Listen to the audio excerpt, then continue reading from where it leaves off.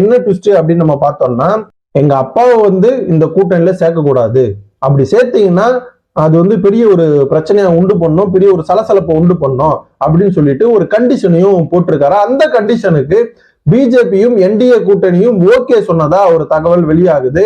AIADMK BJP கூட்டணியே இப்படி சொல்லிருச்சே, அதுக்கப்புறம் யார் கூட கூட்டணி வைக்க போறாரு நம்ம ராமதாஸ் ஐயா அப்படின்னு பார்த்தோம்னா, ஏன்னா அவர் ரொம்ப தனித்து விடப்பட்டாரு, ரொம்ப மன உளைச்சலுக்கு ஆளாகிட்டாரு.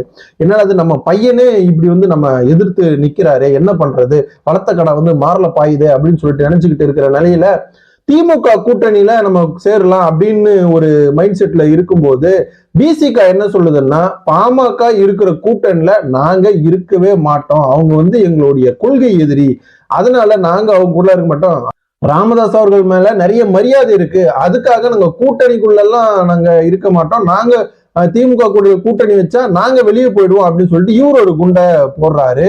இதனால திமுகவிலையும் ராமதாஸ வந்து சேர்த்துக்க மாட்டாங்க அப்படின்னு சொல்லிட்டு அரசியல் விமர்சகர்கள் சொல்றாங்க. அப்ப யாரு தாங்க சேர்த்துப்பா நம்ம ஐயாவை அப்படின்னு நம்ம பார்த்தோம்னா, விஜய் தலைமையிலான இருக்கக்கூடிய தமிழக வெற்றி கழகத்துல ஐயா ராமதாஸ் அவர்களை வந்து சேர்த்துப்பாங்க அப்படின்னு சொல்லிட்டு ஒரு தகவல் வெளியாகுது. இன்னும் ஒரு சில நாட்கள்ல செங்கோட்டையன் அவர்களை வச்சு ராமதாஸ் கூட பேச்சுவார்த்தை நடத்தி தாவேக கூட்டணிக்குள்ள அவரை இழுக்கிறதுக்கான வேலையை வந்து தாவேக கட்சியினர் பாக்குறதா ஒரு தகவலும் நமக்கு வெளியாகுது. ஒருவேளை அன்புமணி ராமதாஸ் சொன்னதை கேட்டு பிஜேபியும் வேணான்னு சொல்லிச்சு, பிசிக சொல்ற பேச்சை கேட்டு திமுக வேணான்னு சொல்லிச்சு.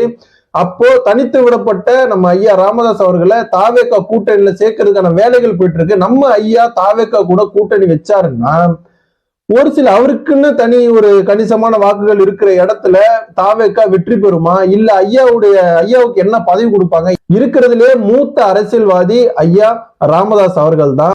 அதனால ராமதாஸ் அவர்கள் தாவேக்கா கூட கூட்டணி வச்சா அவருக்கு என்ன பதவி வழங்கப்படும் அப்படின்ற ஒரு சந்தேகமும் எழுது. ஏன்னா அவரோட மூத்த அரசியல்வாதி, அனுபவமிக்க தலைவர், ஒரு கட்சியை தொடங்கி சக்சஸ்ஃபுல்லா நடத்திக்கிட்டு இத்தனை வருஷம் ஆண்டுகளா சக்சஸ்ஃபுல்லா நடத்திட்டு வராரு, அவருக்கு என்ன பதவி கொடுக்கப்படும் அப்படின்னு சொல்லிட்டு ஒரு கேள்வியும் எழுது.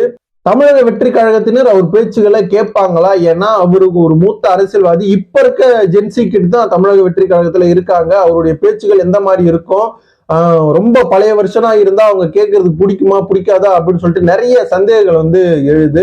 ஒருவேளை ராமதாஸ் தலைமையிலான பாமக தாவேக கூட கூட்டணி வச்சா இந்த தேர்தல்ல எந்த அளவுக்கு ஒரு சக்சஸ்ஃபுல்ல கொண்டு வரும், எந்த அளவுக்கு ஒரு பிளஸ்ஸா இருக்கும் அப்படின்னு சொல்லிட்டு நம்ம பொறுத்துதான் பார்க்கணும்.